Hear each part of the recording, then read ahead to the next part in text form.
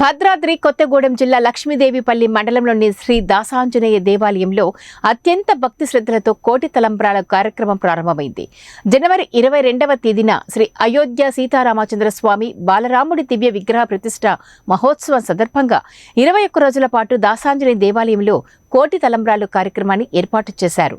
రామనామస్మరణతో మహిళా భక్తులు అత్యంత భక్తి శ్రద్ధలతో కోటి తలంబ్రాలు కార్యక్రమంలో పాల్గొన్నారు.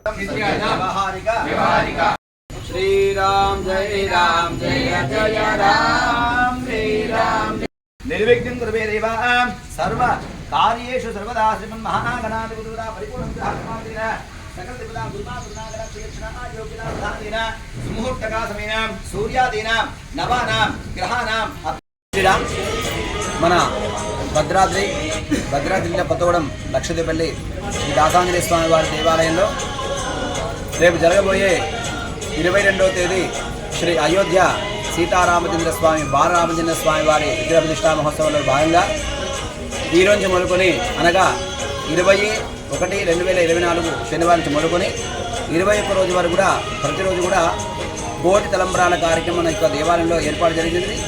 ఈ కార్యక్రమం భాగంగా మాతలు అందరూ వచ్చేసి రామనామ సంకీర్తనతో ఆ కోటి తలంబ్రాల కార్యక్రమాన్ని ఏర్పాటు జరిగింది, ప్రారంభించడం జరిగింది. జై శ్రీరామ్. ఈ రోజు మొదలుకొని 21వ రోజు వరకు ఈ కార్యక్రమం ఉంటుంది. ఉదయం 10 గంటల నుంచి మొదలుకొని 11:30 వరకు ఈ సత్కార్యక్రమం ఉంటుంది. కనుక ఈ అవకాశం అందరూ సద్వినియోగించుకొని భగవత్ అనుగ్రహం పొందాలని కోరుచున్నాం. జై శ్రీరామ్, జై హనుమాన్. జై సీతారాం, జై హనుమాన్.